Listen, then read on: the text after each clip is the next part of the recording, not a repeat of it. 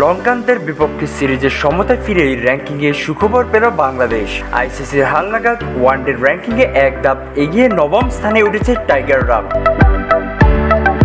3 match সিরিজের দ্বিতীয় ওয়ানডেতে শ্রীলঙ্কাকে 16 রানে হারায় বাংলাদেশ। 249 রানের লক্ষ্য দেওয়ার পর তানভীর ইসলাম ও শামীম হোসেনের নিয়ন্ত্রিত বোলিংয়ে জয় নিশ্চিত করে টাইগাররা। আর এই জয়ের দশম স্থান থেকে এক ধাপ এগিয়ে নবমে উঠে এসেছে মেহেদী হাসান মিরাজের দল। সিরিজ শুরুর আগে বাংলাদেশ রেটিং ছিল 76। জানানো হয়েছিল একটি ম্যাচ জিতলেই তারা উঠে আসবে নবম স্থানে। দ্বিতীয় ওয়ানডে জয় সেটাই নিশ্চিত করেছে। এখন বাংলাদেশের রেটিং 78। সমান ম্যাচ খেলে 1 পয়েন্ট কম নিয়ে ওয়েস্ট ইন্ডিজ নেমে গেছে দশম স্থানে। অন্যদিকে শ্রীলঙ্কা হারায় তারাও এক ধাপ পিছিয়েছে। আগে তারা ছিল 4-এ, এখন নেমেছে 5-এ। তাদের রেটিং 102।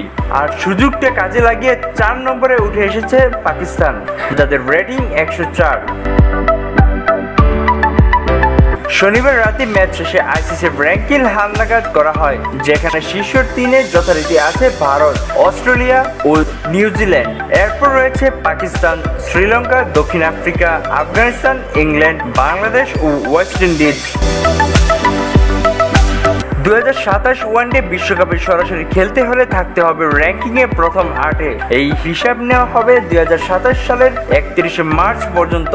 তার আগ পর্যন্ত টাইগারদের 8-এ থাকার লড়াই চালিয়ে যেতে হবে। না পারলে খেলতে হবে বাছাই পর্ব, যেখান থেকে 4টি দল সুযোগ পাবে মূল পর্বে।